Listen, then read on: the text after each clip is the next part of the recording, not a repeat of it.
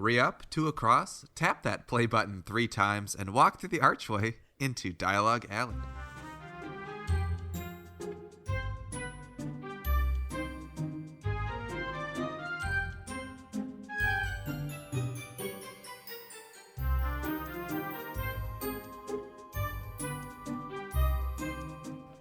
Hello and welcome to Dialogue Alley, a podcast about Harry Potter books, book translations, and all other things magical. I am Erik. I'm Carly. And I'm Melanie. And the 3 of us are Harry Potter book translation collectors, which means we collect Harry Potter books from all over the world. But because it's Season 3, Episode 32, you might know that already. In fact, you probably should, unless this is your first episode, in which case you get a pass, and we would like to say welcome to you. Hello. Hi. Hi. How's it going? Carly's just like, hi, it's episode 91. Good job joining us. You've got a lot to catch up on. But you have a lot to catch up on, but you don't have to catch up in any particular order. I mentioned this to someone this past week, actually. So just start with whatever you want. Yeah, whatever tickles your little Harry Potter fancy.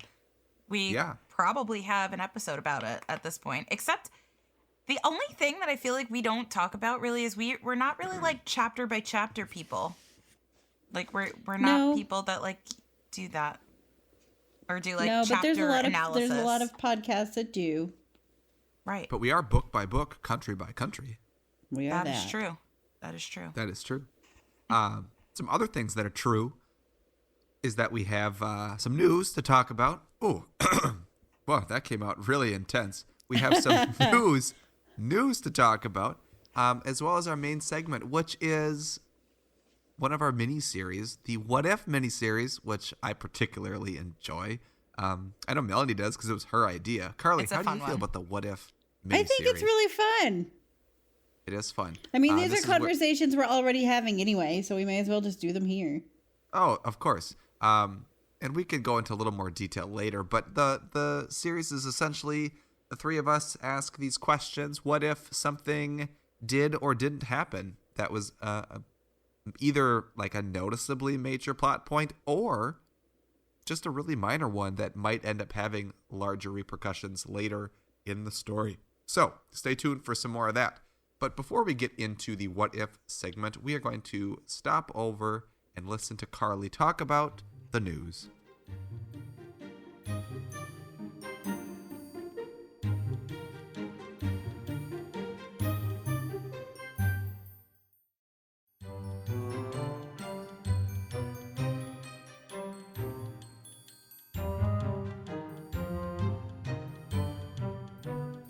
All right. So, the news. Melanie's best friend is selling his Funko Pops. Not only is he like selling his Funko Pops, he's got like really good ones. It's all Harry Potter Funko Pops. He has like the mini creature set that has the Grindylow and the Mandrake and the Pixie. He has like the trio set of them with their mandrakes. He has, I'm doing the gesture and Eric's like, yeah, oh, I know what you're talking about. I have no idea because I don't collect them. He has a lot. Like several years ago, he was like, I'm going to get all of these. And he really worked hard at it and got a lot of exclusive ones first. So for anyone that's listening that is interested, I could be the one that like hooks you up with this. So you can either send us an email at dialoguealleypodcast@gmail.com, or you can send us a direct message at dialoguealleypodcast on Instagram. You could just message me on Instagram. Any of those places. I'm just trying to help him sell them. And not gonna lie, he's trying to sell them for like really cheap. Like really cheap. I'm buying some from him. Like, I have a couple that Nora lost the stands or something, so I need duplicates of them just so I could have the stand. So I'm buying a few of them, and he's selling them to me for, like, she can just have some to play with, too. You know what the thing is? I have so many of those stupid Harry Potter Funko mystery minis that she could just play with those. Mystery minis. So for my wedding, Peter and Carly got me a cauldron like filled with Harry Potter, like fun, miscellaneous, awesome things. It was just a very magical wedding present. And instead of it being filled with the wedding things now, it's just filled with Funko mystery minis. So Nora can play with those. Yeah, she honestly hasn't even like discovered them yet. So it will be a crazy day when she does, because I'm sure they will get all over the place. My Funkos right now are like up super high in my living room where no one can even touch them. We just all look at them. So it's a good place. I don't know. So long story short, if you are interested in either starting out your collection of Harry Potter Funko Pops, or you're trying to add some like more rare ones for a good price, hit me up and we probably have it. So he's trying to just get rid of them. Does he have the one in the backpack that you want? No. Oh, definitely dang. not. If I don't have that one, he doesn't that would have have been the first item of news if he had that one. Oh my God. True. Guys, I finally got the one that I need. No, that I'm never going to have that Funko Pop. It is just like there's a gap in my collection on my shelf, and it will be getting dust all over it because there will be no pop there. And next week, I may or may not be in the podcast because I am going to be in Texas picking up my books, which is super exciting. I'm excited for you to finally have them. I am too. Like, yeah, it's I'm excited a little to hear about the overwhelming. journey. Mm-hmm. Yeah, I plan on making videos with it. One of my other friends is actually flying out and helping me drive back, so that'll be quite fun. And I plan on documenting a few things. Like, it'll be crazy driving back, so not a lot of stopping time for like a lot of documentary stuff, but I do plan on making some small videos and just kind of filling people in and and so on. And I confirmed the reservation today, and I even got more of a discount, so I wound up saving an extra $200. That's exciting. Yeah. I was gonna say you can't beat that, but you could with $300. But we'll I just say, mean, yeah. well done, especially Carly. considering the first price was like almost $1,600, and I'm actually paying like a little over $13. That's not bad. Spending less than you plan to is always a win, and that's a Dialogue Alley hot tip. It is, and you know, it's just so helpful because fuel is going to be so expensive. Yeah, So I can imagine. Anything that I can throw toward that is fabulous. So, yeah, that's my big news. My big news. And speaking of big news, Potterglot made an error in his big news last week. And so, sorry, it was something about the Chinese audiobooks. That's really all I remember at this point in time. But Well, false I think- alarm, and we'll talk more about it later. We will. Well, and it was not a purposeful error, right? We don't want to spread misinformation. It wasn't but misdirection. It wasn't it's- malicious. I mean, the news was that there's some Chinese audiobooks that are going to be available outside of mainland China. Right, That's not that the was case. it. I think it's more of an ebook situation. So That's a bit I think disappointing. it's just kind of a lost in translation Yeah. message, which happens all the time, right? Especially when like we get announcements that books are coming up for pre-order and stuff from like Bulgaria or Hungary, and we're like, Kazakhstan, and we're like, I think it's gonna be today, and we're like, oh no, it's actually 4 months from now, and we're like, oh. Right. So It no, that kind happens of stuff quite a happens bit. all the time. So Yeah, it wasn't intentional misleading, of course. He would never do that. no, he never intentionally misleads. He's the No. most leading of all leaders. Yes. I like that phrase. Yes. But if you missed that episode that he was on last week, go check that out. It was so awesome. It And was. There I just love- so much great information. I loved getting to dive down into like some of the real nitty-gritty parts of the translations that I rarely get to talk about with other people, if I'm being honest. And these are things that I'm fascinated by. So having him on to talk about it, I nerded out. It was great. But Eric, do you have any news? No, I was just wondering if there's anything else that was great that we could talk about. I mean, besides our main segment, I don't know. All right, let's I think get to it.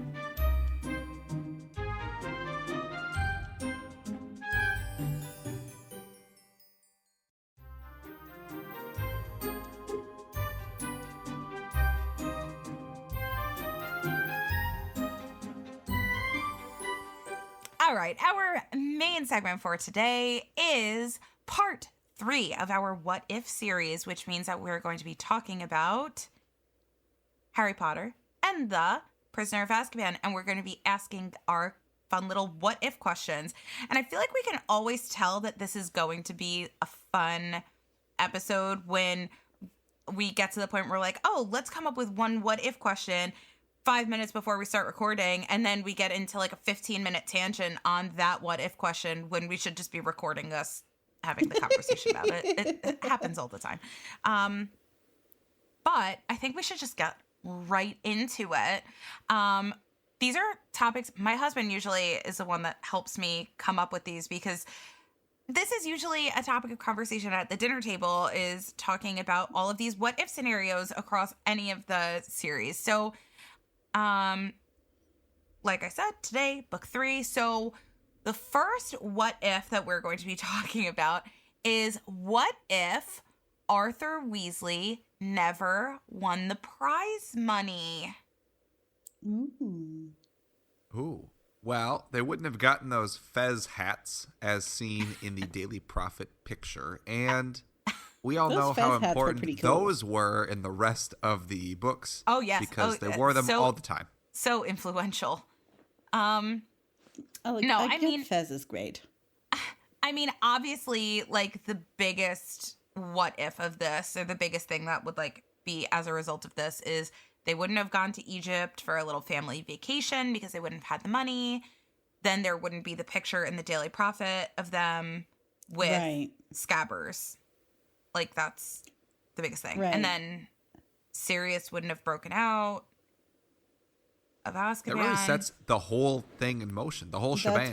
That's what starts the ball rolling. And it's, I don't know what's typical or not, but like, they were in Egypt, and someone in Egypt took a picture of them in Egypt with all of them, including Scabbers or Peter Pettigrew, and got that picture to the England newspaper to feature that they were in there. I don't know. Well, maybe they went on the vacation. They had some other wizard take their picture, and then they brought it back, and then it was more so Arthur submitting it to the Daily Prophet when he got back. I can't imagine them getting an owl in Egypt. Would it even be an owl? Would it be an owl? Would it be a phoenix? Aren't phoenixes supposed to be in Egypt? I feel like I think that's a Fantastic Beasts thing that I'm gonna have to look up right now just to make sure I am not making a fool of myself by saying the wrong thing. I just happen to have a copy right in front of me, so I'm gonna look that up. See, those handy dandy Fantastic Beasts and where to find them are great. But I'm looking at the article right now, that the caption on there. I was right. Says he won the Daily Prophet Grand Prize Galleon draw, yada yada. A delighted Mr. Weasley told the Daily Prophet, "We will be spending the gold on a summer holiday in Egypt, where eldest son Bill works as a curse breaker for Gringotts Wizarding Bank." Then it says the Weasley family will be spending a month in Egypt, returning for the start of the new school year at Hogwarts. That's what part that Sirius takes away, where 5 of the Weasley children currently attend. So the picture is them in Egypt, but the story says they will be going to Egypt. So it's unclear to me when the picture was taken. It's like they wrote the article, but then waited a month for the picture to come back. I don't know. Yeah. That's or maybe first stop was pyramids. Let's take a picture. Let's quick send it to the Daily Prophet. Gotta get this picture to the Daily Prophet ASAP. Maybe that was you know what? It could have been because it was a Daily Prophet contest. So maybe they were all right, let's get you there and take the picture right away. I mean, that's very possible in that world. Here's the thing. I'm going to tell you something. This could be my headcanon right now. Phoenixes, like a dairy call, can disappear and reappear at will, right? So and they're native to Egypt. So what if instead of having an owl deliver the photo, which would take quite some time for a poor little owl to get all the way, the Phoenix just disapparated and then apparated right to the Daily Prophet? Yeah, that would work. Well, everyone knows that Egypt has the best wizard male speed. So I'm not surprised, right? Don't they talk about that all the time in the books, how fast the male is in Egypt? No, that's never mentioned a single time. Oh, never mentioned? I think you made up something. I totally did. I just made that up. You both looked at me like, silly. Are you crazy? Silly. Ah. I don't know. I think that's like a Anyway. silly little headcanon thing. But yeah, I mean, Sirius never would have seen the picture of Scabbers to know that Peter Pettigrew was still alive. He never would have broken out. He never would have known to go to Hogwarts. Like, then Maybe. I feel like even if they hadn't have gone to Egypt, I feel like there would have been something else that would have. Well, the thing is like, I feel Maybe like eventually. Peter Pettigrew probably still would have, like, I think it was only a matter of time before Peter Pettigrew decided, like, oh, wait, Voldemort is coming back, or like the rumors are getting louder, and he would hear some sort of news that would get him to return to Voldemort, right? Like, I feel like we know that that would still happen. Like, that wouldn't necessarily change. It would just be like, how would Sirius find out about it? And I feel like Peter, by this point, is pretty relaxed and feels pretty safe with his wizard family. So he probably let his guard down quite a bit. So he would have been seen somewhere. Word would have gotten out. But then, if Sirius didn't do all of this, when we get to Order of the Phoenix, that Harry would not have known that he was his godfather. He wouldn't have had the relationship with him. Voldemort would not have been able to use that as a way to get Harry into the Hall of Prophecy. So really, like, I mean, maybe listen, Voldemort wouldn't have come back or anything. Maybe they would have just kept sailing along. Like, don't get me into Order of the Phoenix. Don't talk to me about Order of the Phoenix, because like Harry was an idiot in that book. Obviously, we all know that. He wouldn't have had the mirror and had to deal with the mirror situation because he wouldn't have had that with Sirius. I don't know, but like, I don't know. Movies. I feel like, listen, Harry saw Arthur Weasley get attacked and was like ready to run down to the Ministry of Magic, like right then and there. That's true. So it wouldn't have necessarily needed to be serious. Harry loves the people that he loves and would do anything for the people that he loves. That's his fatal flaw. We know this. So I don't know. Like, did we necessarily need, like, would we have needed Sirius? I mean, yes, because he's the best character. Because he didn't really help him much in book 4. Like, he talks to him a lot, but he doesn't really help him. He's like a mentor. With anything. I don't know. I feel like the thing about Sirius is he's so necessary for Harry's character development. Like, yes. Oh yeah, like emotionally, not just like plot point wise. Emotional development, yeah, for sure. Like, that's what's so necessary for like Harry to be who he is in Half-Blood Prince, and for him to be who he is in Deathly Hallows. Like, do you think that Harry would have like the bravery to sacrifice everything that he knows and loves to go, like, his one place that he's ever felt secure is Hogwarts, to leave Hogwarts to go on this magical mystery mission to destroy Horcruxes? Magical mystery tour. Nice. But like, would he have had the courage to do that had he not already seen what the effect of Voldemort could have on him and the people that he loves by the means of Sirius getting killed in Order of the Phoenix? Like, would he have still had that same courage to pursue the Horcruxes? That's a very deep question. That's what I mean. I feel like it was so necessary for his character development to like have Sirius. I think it was. Yeah. And that was Sirius was a pretty big catalyst for so many of the other things when you get to even book 7, as far as like why Harry does this. Mm-hmm. That, I mean, by book 7, we've had other, especially middle to end, we've had a lot of other deaths that have happened that are just heart-wrenching, but Sirius struck a nerve with everyone. Mm-hmm. So I think, I don't know, that's a very good question. I think we needed Sirius, even though he's only there for like really 3 books, 3, 4, and 5. Yeah, I feel like his spirit is Yeah. like constantly felt just because of how much of Well, an impact he had on Harry. And 6 and 7, he's still such a presence in the books. Well, for sure, because we still have Grimmauld Place, like we still have Exactly. Creature, So we still have a lot. Right. They have Grimmauld Place because of Sirius. right. Mm-hmm. And I mean, Harry's still very much mourning that maybe life that at one point he thought he could go live with his, godfather and do all the things and have a life outside of Privet Drive and Hogwarts, and things weren't so dark anymore. And that was just totally grabbed away from him. So he's still mourning that quite a bit. Yeah, I just feel like it had I feel like Sirius's character presence, again, to like sum things up, his character presence, based on the fact that he saw the Weasleys in this picture, Mm-hmm. his presence was like a very underlying driving force in Harry throughout the rest of the series. Yeah. So yeah, I feel like that was like the bigger what if scenario for that question is like, what if we didn't have Sirius? I think that's a really cool, like, this is my favorite book of all the books. We've talked about this. I love the amount of information that comes up at the end that has been already happening in the first part of this book, as well as in, Philosopher's Stone, Sorcerer's Stone, and Chamber of Secrets. I love when all that stuff comes together. And the fact that all of this is happening because he saw the picture in the Daily Right. Prophet while he was in prison because the Minister of Magic was there and gave him his paper to do the crossword puzzle.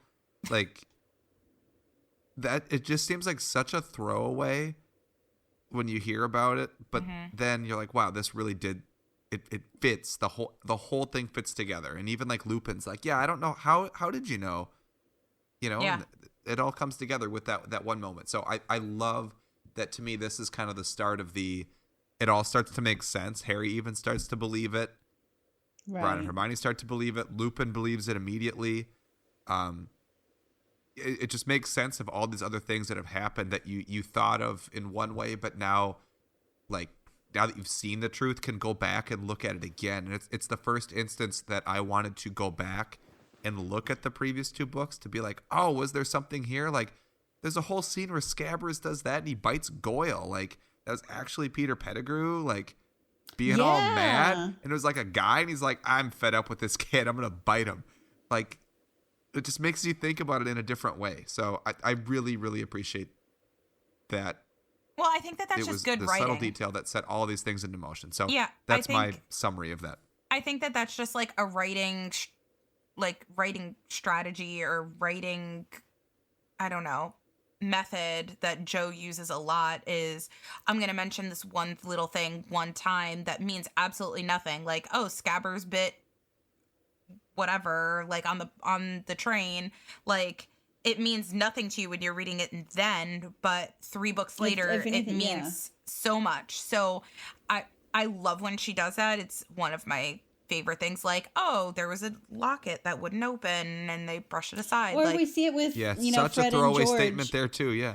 Fred Oh, and so George throwing snowballs at the back of Quirrell's head.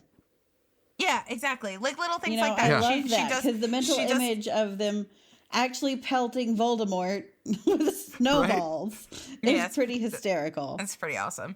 It's the rereadability of the books, right? Yeah, it it just makes reinforces that. makes Love it so phenomenal. Love it.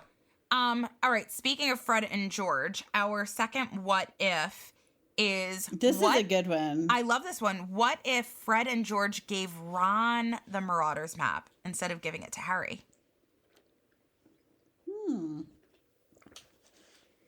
I kind of feel like Ron would have given it to Harry, or at least loaned it to him so he could get to Hogsmeade. My thought is, I feel like Ron, I feel like in the timeline, this happens right before Goblet of Fire. I feel like Ron is already starting to feel like that little bit of angst up toward Harry about like, oh my gosh, it's always Harry. Harry gets all of the attention. Harry this, Harry that, blah, blah, blah, blah, blah. I feel like he's already of that mindset. So I feel like, I don't know, I feel like if Ron got the Marauders map, I feel like he would want to keep it to himself. Like, I have this little Possibly. shortcut, like, to get into Honeydukes, or I can spy on where people are going. I mean, I don't know what their rationale would be for giving him the map. But, like, what if they just decided to be cool big brothers and, like, hey, you know what? We're gonna pass the torch and now it's your turn. Yeah. I don't know. I'm looking at the part of the book I again. could see, actually, like, you're talking about that angst. I could see Harry getting upset that Ron has the map and sneaking out to Hogsmeade and, like, getting sweets and stuff and not telling Harry about it, who can't go. But what if, like, Harry didn't even know how Ron was doing it? Like, if Ron... Well, he wouldn't. I mean, Ron then wouldn't Harry need the could map actually, to like- get to Hogsmeade. Like, he wouldn't And need then it. Harry would actually, I could see it being like an actual pretty big fight, because I could see Harry kind of bugging or annoying Ron enough that they fight about it and Ron tells him or shows him, or Harry sees him with the map and he's like, you've had that all along and you didn't tell me when you know I'm stuck here and you've been going and blah, blah, blah. I could see it being a fairly Ron doesn't big fight need- between them. But Ron doesn't need the map to go to Hogsmeade. He has permission. He could just go whenever Right. they have the trips. Right, Like, but I Ron don't could go in think between. says- I know, but I don't see Ron being, like, a rule breaker that's just going to be like, oh my gosh, I want to go get me some cockroach clusters, like, BRB. No. And then... Right, I mean, well, because maybe. he would never be able to top, like, the popularity of Fred and George, who they were already doing stuff like that, like getting Right. stuff from the kitchens and sneaking to Honeydukes and getting things. All Ron says in the book is, how come Fred and George never gave it to me? Said Ron, outraged. I'm their brother. And then immediately Hermione's like, but Harry's not going to keep it. And then Ron's like, of course he is. Like, he like goes right into like defending Harry. And so it's almost like, because it's Harry's, it's now sort of also his. Yeah. You know, so he's just quick to defend Harry keeping it and not like to pursue the topic of, I wish I had gotten it because I'm their brother. And who knows, like he could still be thinking that, but he never really mentions it past that statement. I just think that, like, obviously Harry getting the map meant that also Ron got the map, right? Like, he got the benefits of Harry having it. But I don't necessarily know if it would have been the same way the other way around. If Ron got the map, I could see him being like, I'm keeping this secret thing to myself and not necessarily sharing it with Harry, because he's like, Harry's got all of these things. And then I'm in my head like, oh, but Ron wouldn't have, like, where would Ron get the money from to buy things from Honeydukes anyway if he, like, sneaks into That's Honeydukes, true. you know? Like, Because he doesn't have the invisibility cloak. That's Harry. So it's not like he could sneak around. Right. Yeah. But then I think when the three of them are coming up with, you know, their little schemes to like sneak out and go find something, or like, boy, I really wish I knew what so-and-so was up to. Like, I feel like Ron would then, if he had it and it was a secret, would say like, hey, I actually have a way to check this out. I don't know, because I feel like I think he would. I feel like Ron I think towards he the would. end of the series was very much like, you know, pining after Hermione, and probably would have been like, no, Harry, you're wrong. We shouldn't be doing that. Let's not try to spy on Draco. Who cares what Draco Malfoy's doing right now? You know, like, I'm just thinking in like Half-Blood Prince when Harry's literally glued to the map trying to figure out where Draco is going. And like, I don't know. I feel like Ron would be like, who cares what Draco's doing? Like, we don't need to use the map for that. Like, let's just go to Honeydukes, you know? But he'd also, like, he'd be able to reveal it in the time of, like, Harry and Hermione, right? Being like, we really wish we could do this. And he's like, well, I can deliver on that one. You know, like, and getting some praise from them. I don't know. And being like a day I can see it saver going kind either of way. thing. Maybe. Yeah, I see both. And like, at least in 3, Ron is still very much, you know, Harry's man at that point. So I could see him like, oh, I can do that, mate. Let me go get the map. This is blah, blah, blah, and explaining things. Maybe. I could see that. I could see toward, you know, then there's quite a bit of resentment and jealousy that creep in really, you know, book 5, some 6 and later. And I could see Ron being a lot more protective of it because, again, he feels kind of like the unpaired sock of the group, you know? Yeah. So, I mean, I don't know. I mean, kind of tying into this whole idea, like our next what if also involves a Marauders map, and this is a very like this is like This a is a meme hot on the point. internet all the time. People are talking about this one kind of all the time. Is what if Fred and George noticed Peter on the map like sooner? What would they have done about it? Like, would they have? You would think they would have had to see him. Exactly, Had to have. because they were keeping Have tabs to on have seen him. on Ron, so they could do things without getting word back to their mom. Because I imagine, like, the first thing that you would do when you open the Marauders map, if you've never seen it before, is like, wait, this is a map that shows where everyone is at any point. Let me see where I am. And, like, if they're in their common room at the time, like, their dormitory has got to be close to Ron's, where it's like, oh, I wonder what Ron's doing. Oh, he's just laying in bed. Oh, my God, why is Right. Peter Pettigrew in the bed with him? Like, who's that? Why is Ron in our dorm alone with a man that I don't know? Who is that? Right? That- Or, yeah. I feel like this is just an oversight by Joe, actually. Like, Yeah. Unless they strictly only ever use the map to find ways to like bust in and out of Hogwarts, like, and Which they is didn't possible. care about what Ron was doing, which I feel like that could kind of be like the defense. Is like they I just just think they they don't do care. enough like prank type things that depend on who's where to be Yeah. like, you know, like I'm gonna see where Percy is because if he's not in his room, I'm gonna go up and steal his prefect badge, or Right. you know, like Mm-hmm. I'm gonna go put Or go slime jinx in his this pillow or- or something. Yeah, if Ron's not in his dorm, I'm gonna go do something. I'm gonna go, like, jinx his pillow or And that's something. Like put what some you- that's a dung really bombs in good his point. socks. That's a good point. Like maybe they were looking at the map to see where Ron wasn't instead of where Ron was to see like I mean they could how have they that, could but have done something. But then it's extremely unlikely that I don't know. every time they were looking to where he wasn't, I that don't he know. was not It's- where they hoped he would it's be. all- Well, Also, also like- that's also the idea that, if Ron's not there, Peter Pettigrew would probably Right. still be there. Right, So because it's to Scabbers be like, isn't like why going is around with him all day. the only Right. thing that I could think of is maybe it would just show up as Scabbers on the map since he was still technically a rat. I don't know. I disagree with that because of the fact that Barty Crouch came up as Barty Crouch even though he was mad, like he was under He was the influence Mad-Eye of the Moody.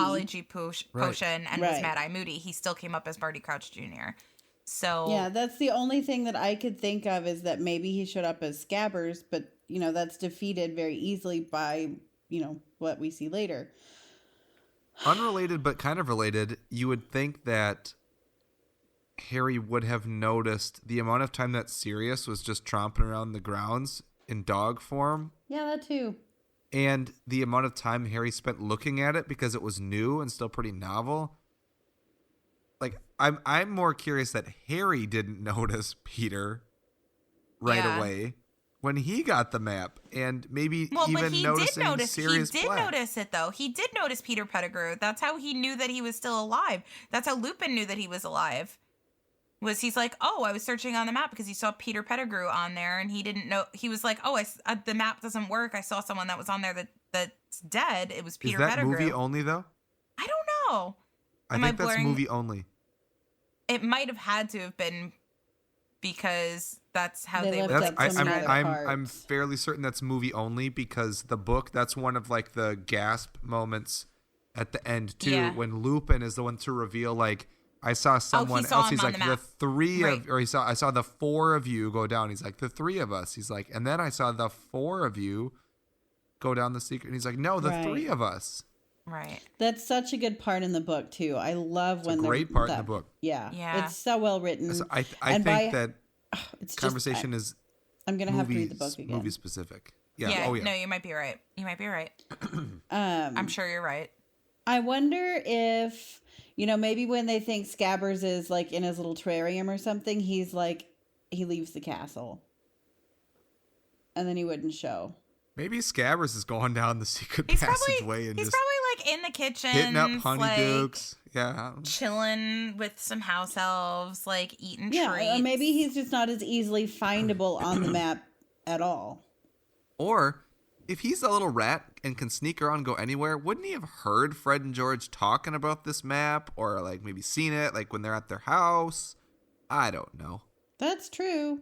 That's Like you hear him actually like, oh a my very gosh, good Fred, point. can you believe it? We can see Because you would everybody think that's at Scabbers Hogwarts would on be this wanting map. to get that map for himself at that point. Well, because he knows what it is. Yeah. He helped write it. So, Right. like, he would recognize it. And he would know that Even would be just a by great way seeing for it. him to be outed. No, I Right. think he's just too dumb. Like, He might honestly, be. I feel like he might Let's just be be too, honest. like, He may dim be. to, like, put two and two together with that. Or maybe They were, like, making the or map. he discounts how dim the kids are. They're just stupid boys. They won't know. They're making the map, and it's like, Mooney, Padfoot, and Progs proudly present. And he's like, hey, what about me? Hey, I'm here too. Yeah. Fine, we'll put your name on the front. Thanks, guys. You're the Thanks. best. All right. Thanks, buddy. Hope you find your dad. That's one of my favorite parts. Thanks, Mr. Narwhal. Thanks, Mr. Narwhal. I love that. All right. Next, what if? What if Sirius never sent the firebolt? This is the topic that we were talking about like before we started recording for like a solid 15 minutes. So, Well, the easy answer before we get into what we were talking about, I think would be Harry would just buy a different broom, right? And I don't know how much that would affect the rest of the story because I mean, we he'd also buy a pretty good one. I don't know, and I also Would he, don't. though? I wouldn't. Yeah, he'd probably yeah. at least buy this like a Nimbus 2000 He again. knew that the True. firebolt existed at that point, right? So I feel like Yeah. I'm sure he probably would have been like, I never splurge on myself. Like, my mom and dad would want me to have this crazy awesome firebolt broom. La la la. I could see that, but I also see Harry feeling guilty that, Ron or his Weasley buddies can't buy similar things. So I could even see him trying to get a broom that's similar to theirs so he doesn't stand out. I don't failed to know where he falls on the splurging for himself category because I know there's some money guilt there. I I fail to believe that other brooms are that much worse than a firebolt, right? Like the firebolt's probably the best one, But, how the much next best one, like, is it that much worse? And I Yeah. get the feeling when like Lee Jordan's talking about how great it is and how much better Harry is on the broom, it's not like the other people aren't still able to pull one over on him, right? Like he almost doesn't catch the snitch a couple times with the firebolt, and not like the fierce deity mask in Majora's Mask, Melanie. It's not just untouchable, which I just beat last night for the first time ever. Can you believe that? honestly, we still haven't beat Majora's Mask. I never don't think we've finished ever beat it. the last part. I finally just did it last night. I was like, why hadn't I done this? Anyway, That's pretty amazing. if he had gotten like the best clean sweep or even like a Nimbus 2001, I think the broom quality would still have been plenty good for him to do Yeah. his Quidditch stuff. Well, and then there's also Yeah. the argument of even if he's a great Quidditch player for his age, is he great enough to use all of the perks and bells and whistles of the finest broom on the market? And probably not. So, But like to me, like you He still could have be to be a fu- good he would- Quidditch player. It's not Right. just all about the broom well, you ride. exactly. And It's like, well, that's what I'm saying. Like, I could put on Nikes and I'm still not going to play basketball any better. you you never know. know. I do know. I mean, I've in tried Sandlot, he puts on the sneakers and he's able to Like Mike, that movie with Lil Guaranteed. Bow Wow, he puts on the Michael Jordan tennies and he's the man. Yeah. Guaranteed Not to me, run man. faster, jump higher. PF Flyers. PF Flyers. I don't know. I think that like some of like the more like logistic things about it are that we were mentioning before this was like, okay, if he didn't have the firebolt and he had one of these lesser brooms that we're talking about, like if he bought himself, I don't know, the Nimbus 2002, like would he have been able to defeat the dragon in Goblet of Fire?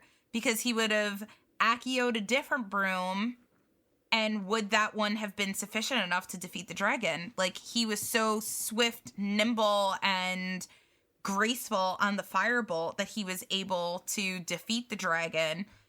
I mean, it was a combination of skill because Harry knew when to kind of lure the dragon in and when to fly off and try to lure her into flying. I get that, but also like also I feel like speed had to kind of play into it a little bit. Yeah. Yeah, it had to. Well, and then he also had to call for the broom. So the broom had to come fairly quick on its own as well. Like everything had to be really speedy quick. Right. So like if he wouldn't have defeated the dragon and didn't get the egg, I don't know if the clean sweeps aren't as summonable. Like we don't know how better they are. No, but it could just be like a whole chain of events. Like, let's just say that the speed of the firebolt is what enabled him to defeat the dragon. So the chain of events there is, okay, so then he doesn't retrieve the dragon egg, which means he doesn't get the clue about how to help the bathroom. Yeah. He doesn't get the clue how to help, like what they stole, whatever, how to save the people in the water. So he doesn't know how to save them. Like he would just fail at every single task in the Triwizard Tournament. And then he probably wouldn't have made it to the end. Like, I feel like we would have to think that Mad-Eye Moody would have tried to figure out a different solution to get him to succeed. Yeah. Not Mad-Eye Moody. Why didn't he just make something else a port key and just set it in front of him that he knew he was going to pick up? Like, put his shoes on. Yeah, in the morning. Oh, port key. Let's go to the graveyard. I found a difference between the UK and the US book. Ooh. Looking for more information, and it's one that I've never noticed. So at the end when that happens. The end of this book, when they're riding the train back home and they get the letter from Sirius to explain some things. He says it was I that sent you the firebolt. Now they're like, haha, I knew it, blah blah. But then the paragraph after that explains how he got it is different. So here is the US one first. It is, Crookshanks took the order to the Owl office for me. I used your name, but told them to take the gold from my own Gringotts vault.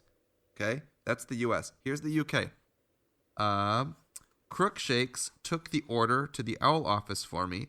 I used your name, but told them to take the gold from Gringotts vault number 711, my own. Huh. Why is that even changed? That doesn't do much. I want to say there's another place. It could be the same one, but I want to say there's another place where they leave out the vault in the U.S. books, and they just say whatever. But maybe it's in the UK books. I just find it hard. Like, how did that even work? Like, Crookshanks took the order to the Owl office, so Crookshanks shows up with an order form. Like a note in a mouth, a cat. A cat shows up to the Owl office. Can you imagine walking at the store? It's Crookshanks. Crookshanks like meow meow, and then they take the paper, and the paper says, "Hi, I'm Harry Potter, and I'd like to buy a firebolt. Don't worry, take the money out of vault 711 at Gringotts." Like and they're just like, okay. Like, but in the world of where you have like Animagi, and they would probably know that Sirius was Harry's godfather, so they would just be like the goblins. But this is the Owl Order office. Like, I don't know. We don't know how much information people know. But does that mean like I could go to the Owl office and be like, "Hey, I'm Melanie, and I'd like to buy this new cauldron, but can you take the money out of Carly's vault, please?" I mean, wizard security is a bit lax at the bank, it seems like. That doesn't make sense to me. Like, oh yeah, do you know your vault number? Yeah, it's 249. Like, okay, that sounds legitimate. Let's get the money out of there. Perfect. I don't know how that would work. Like, when you break it down and look at that, no, it's a bit and then strange. Even like when Molly Weasley goes shopping for them and goes and gets Harry's money out for him to do all his shopping, that's weird. Like, that's weird to me too. Like, why no is one she can able do to that in our world. Like, I can't go down to the bank rules are weird. To the old Wells Fargo and be like, "Hey, I'm here to get some money, my friend's money out, because I'm gonna go do some errands." I have a hard time today. depositing money in my, like, so the way that I pay rent in the house that I'm renting is I actually just deposited a cashier's check at the bank in my friend's account. And I have a hard time doing that because I'm not my friend, even though I'm putting money in the account. Right, you're not taking out. Right. Yeah, So I don't know. taking out when you're not the person, that's a bit strange for us. That's where, like, when like Gringotts is like, you'd be mad to try to rob it. Well, it's like, well, all you got to do is say that you want money from this vault, and they'll buy something for you from that vault. Yeah, it's pretty easy if you do it the right way. It's pretty easy if you have a cat bring a letter that. Yeah, that's all you need. Just good old Crookshanks. It's nothing to do with you. I should have my cat go pay my bills for me and just have it come out of you guys' accounts. Oh, It's like going to the grocery store and being like, oh, the lady actually, they're going to pay for it. I'm like, oh, okay. Yeah. See you later. Bye. It'll be great. Anyway. I actually think it's cool. I wanted to like look it up and make sure it wasn't just a movie thing, but like in Sorcerer's Stone, like Hogwarts vault is vault 713, which if in UK only it tells you that Sirius's vault is 711, they're just two vaults apart. Like, that's kind of cool. Unless it's like one of those weird like corridors where it's like 700 to 712 this way, 713 down a floor, round a loop to loop, around the lake, over there. You never know. And you're like, man, I thought we were in adjoining vaults. Rats. I mean, or they could be the ones right next to each other if, like, there's odds on one side and evens on the other. Yeah. Like, they could be the vaults right next door. They do that in hotels. Right? They do. I'm like, oh, that'd be so neat. Although, you know, the Universal Hotel I stayed in last time, one of the endless Cabana summer Bay? resort ones, yeah, it's like, it took us so long to get to our room because it was like, you know, this up to 21 go left. I know. 22 to 34 go That's right. That's because you stayed in 40 go to the end of the hall right? and then turn left. What? Yeah, I stayed. There's Surfside and Dockside. One of them is smaller than the other one. You have we to were stay at Dockside. Yeah, Surfside is smaller, which is... I found it to be a lot better because I stayed in Dockside too. And I remember after the long walk through the park, through City Walk to get back to the bus, finally get to the bus. And then you have to walk like another mile just to get back to your room. Through the cafeteria place. Oh God, it was awful. I was like, I told But every Alana, time I was I'd like, we're stop never through the staying cafeteria, I bought myself unlimited soda. So every time I'd stop through the cafeteria, I'd fill up my mug and tootle up to my room. there. Oh my Toodle gosh. up there, See? Carly, with your The perks. soda. Little Yep. All right, perks. are we doing any more, or are we ending No, with that one? I think that was a cool one to end on. That was why a really don't fun we... one. Yeah, They've all been fun. I know. I love the what ifs. I think that they're fun, and it's also a different way to talk about Harry Potter content. So love that. Well, but and if other people have their own what ifs, I'd love to hear them too. oh yeah, Yeah. seriously, I know. I just feel like they're really good like conversation starters, Seriously? and like you can Serious black. seriously, this suit is black knot. Why don't we get Sorry, I into the had to. translation of the show?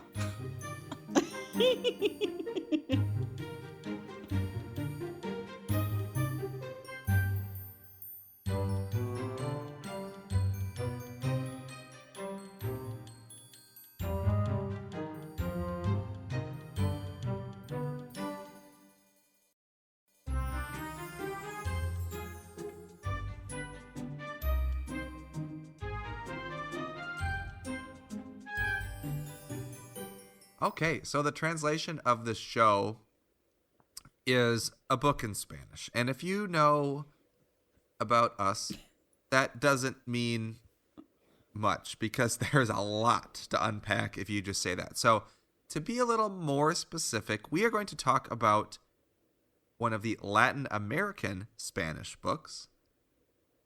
And this Spanish book we're going to talk about is the one with the new artist on the front. And Carly, you know the name of this person off the top of your head, I feel like. It's also in the notes. But It's It is? De Silva, Tiago de Silva. Oh, That's right, it is Tiago de Silva. it's also You know on, what? on the page. I It's put in it our in notes. I put it We there. can leave this in because it's hilarious. I'm looking at it, and my window was like shrunk up just a little bit where it ended at X Factor. And then as Melanie's making the name of the artist go, it like finally crept onto the screen without even me touching it. And I was like, oh, Magic. there it is. There it is. Thiago da Silva. Can I tell you guys a fun thing about Thiago da Silva that I was reading when I was like researching this a little bit? Mm-hmm. Cool. Okay. So I read an article that when they were reimagining the artwork, this was the first time that the Spanish books were going to have cover art not by Dolores Avendano. So he did a complete design for the covers, and it featured just Harry with Hogwarts in the background.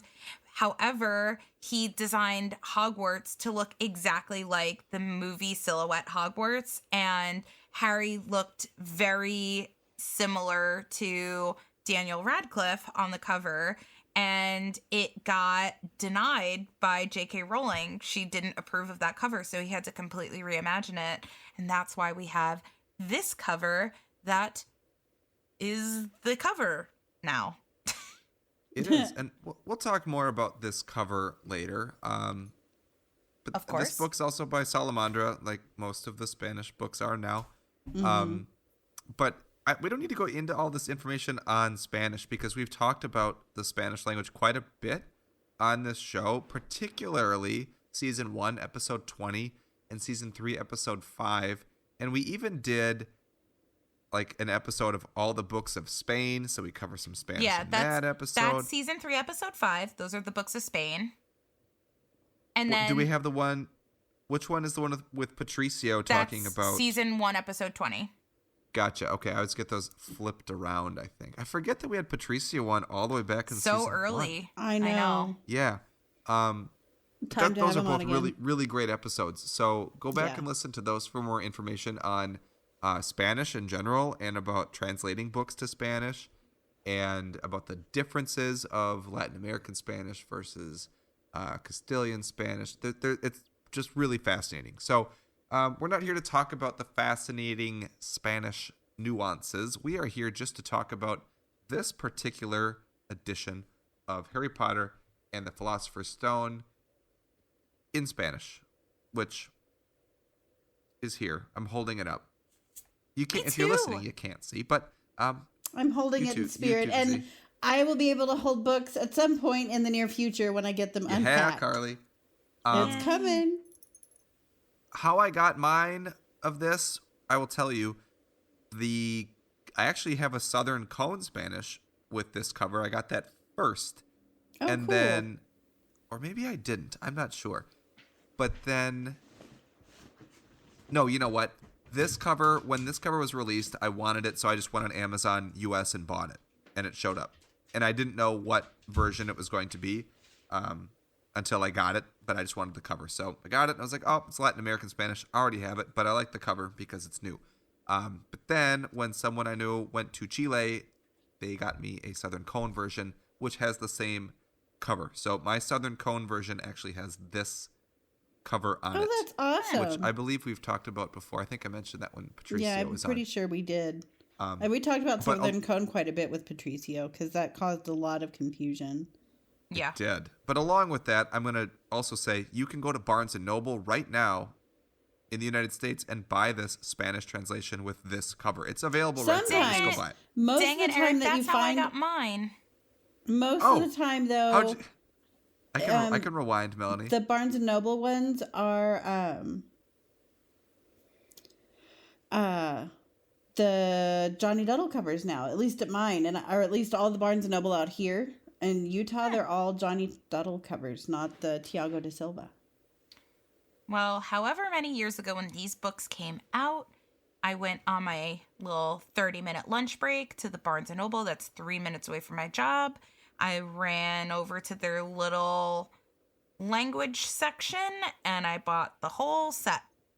And then I seatbelted them into my car and then I took them home and put them on my shelves. And that's it. And that's how I got them. It's so easy peasy.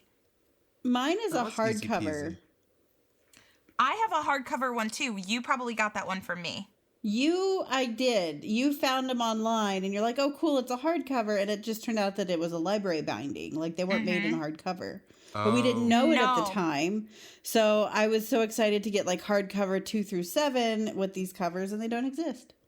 But the thing is as per like Potterglot's analysis of these, that hardcover one is a different text block from the paperback. This one. Mm-hmm. Which is interesting. Which is so interesting in and of itself, because now I'm going to have to get the soft cover, which is fine because I have soft cover like 2 through 7 of these anyway. So I just need to get the first one. What a fun fact. Yeah. But rarity, not rare.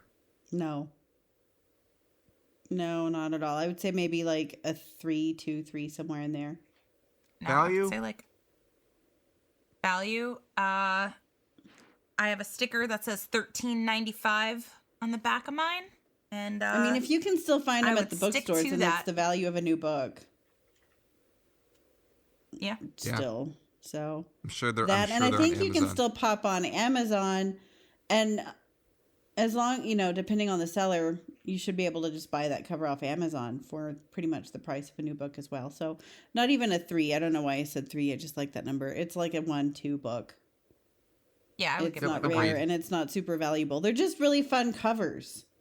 And if you're buying this in the United States at a bookstore, very, very high chance it is the Latin American Spanish version, not Yeah. a different one. Very high chance.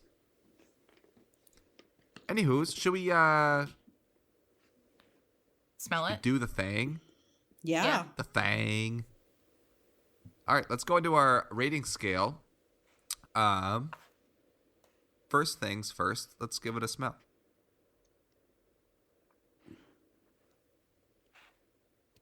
I'll give it just like an was acceptable. It does have like some That was- smell to it, but it's not like it doesn't wow me. No, it doesn't wow me either, but it's not bad. So No, I would give it acceptable. I'm giving it acceptable also. I will give a stand-in acceptable because I don't remember anything wowing about the book either as far as smell goes. Or bad. I don't remember any. I just remember it being there. Yeah, it doesn't smell cheap. Like, it doesn't smell like... Bad. Yeah, I said that. I was trying to think of another way to say that. Troll. Oh. Doesn't Sure, it doesn't smell troll. No, it's acceptable for me. Mm-hmm. Size and proportions of this book. I would give it acceptable, I guess. Also, like, there's nothing crazy about it. There's nothing that like wows me about the size and proportion. I mean, it's just like a standard paperback. Yeah, it The does. It's very hardback standard paperback. is slightly taller than the soft cover, if Mm-hmm. I remember properly, which I found different. But it doesn't do anything for me either as far as size and proportions go. It's like a centimeter taller, like a half Yeah. a centimeter taller. It's bothersome when you line them all up together and you're like, why don't you match? It's not as tall as my Southern Cone one, which is taller than this one. And I Weird. think also a better quality book than this. So I'm giving it an acceptable, I guess, for size and proportions. Same. It's a book. It looks like one. Proportions. How and- it feels. Oh yeah, how it feels in your hand. It feels fine. The cover is very slippery, but not in a great way, in just like an okay way. So I don't know. I think it feels fine. To me, it's acceptable again. It's a paperback book. It feels like a paperback book.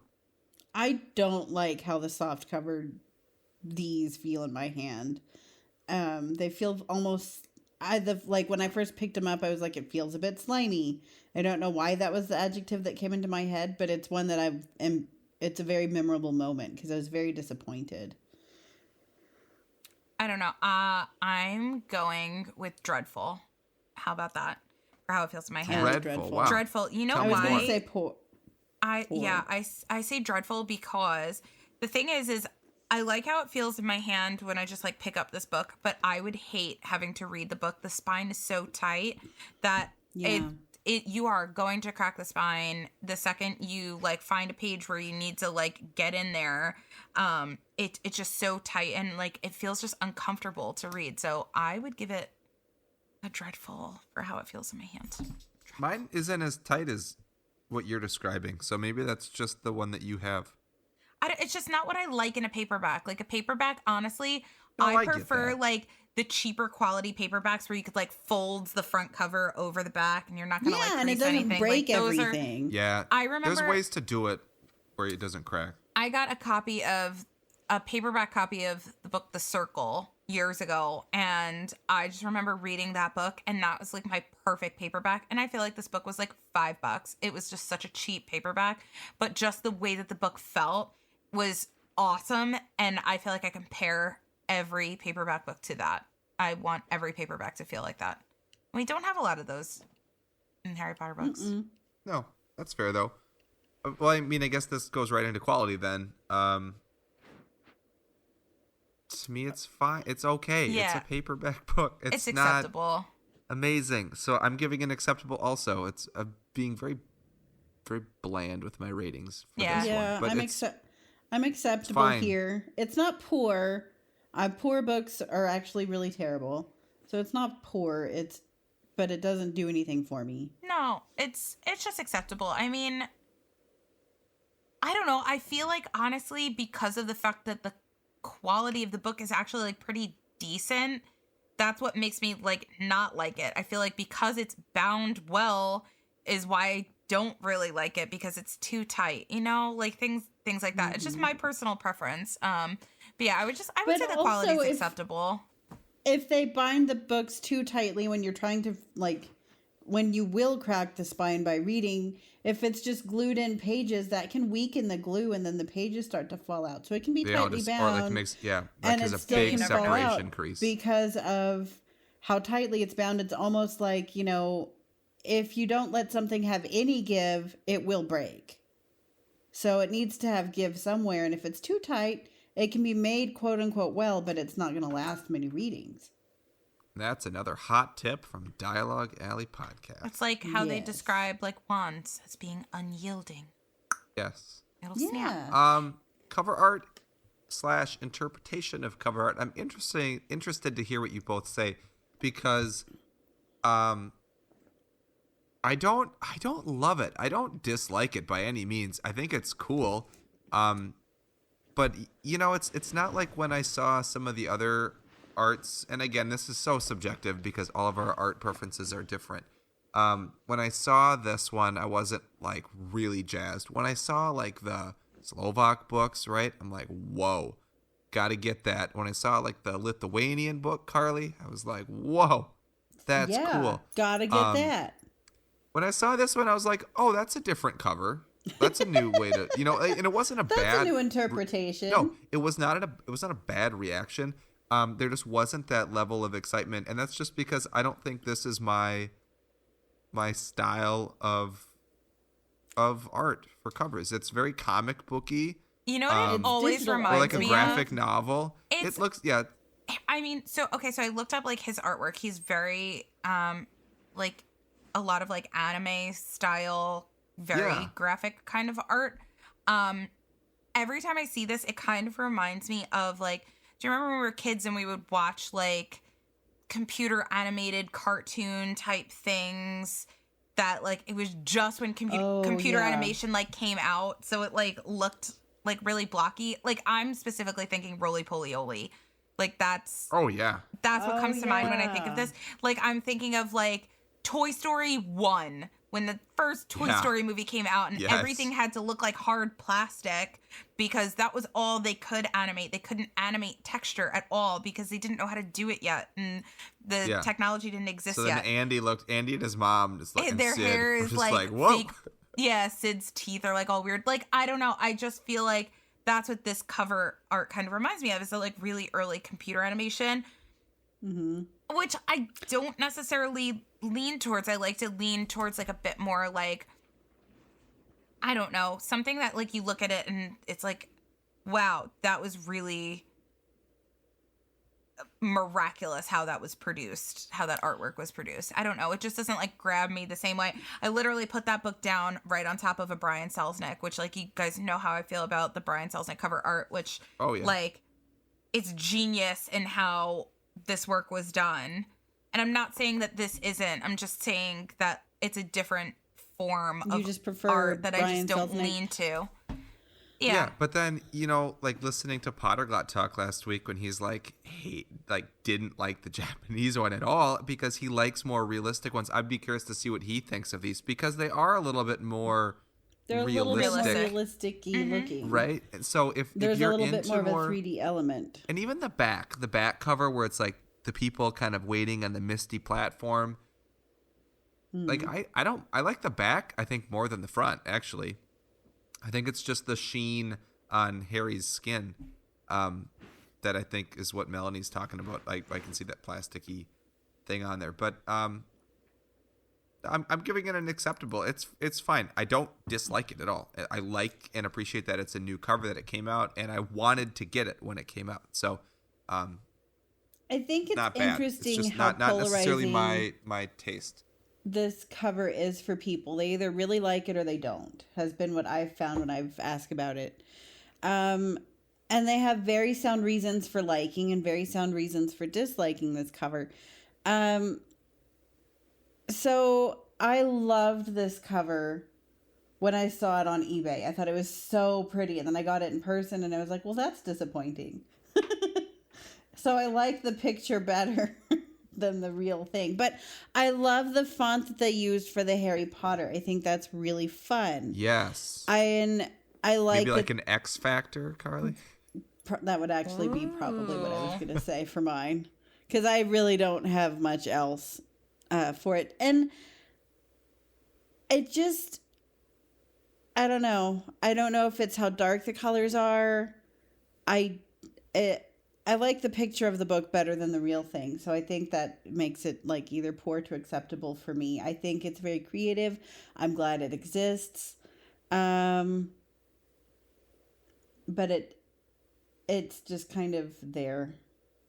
There are other books in the 7 that came out that I like more than this one. I agree. I was going to talk about that, but it's not this book. I do appreciate some of the other covers later on much better than this one. This one, for we talked about one of them on the Halloween episode when we talked about spooky covers, because, man, what is that, book 6? That is spooky, and it is done really well. And it's in your face, This one, for the introductory book, I feel like could have been done so much better. And this is a scene that we've seen done so many times by this point that it would have been nice to have a departure from.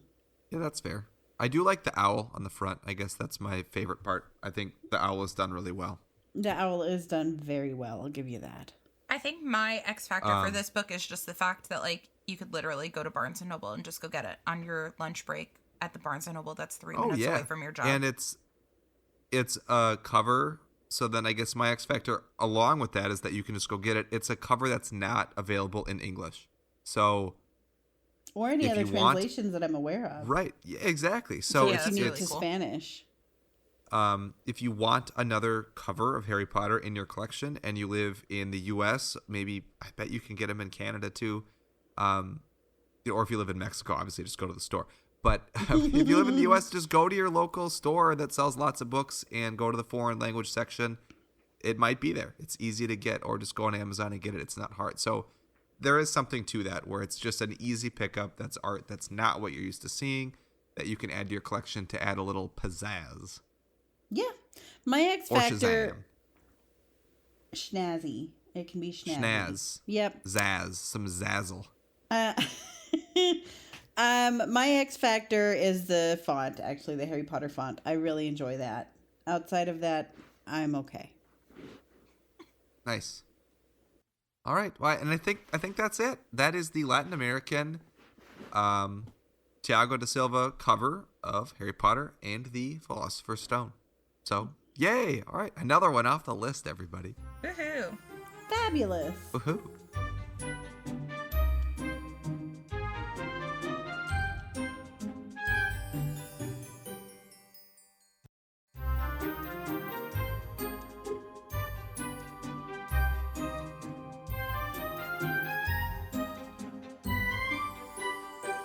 All right.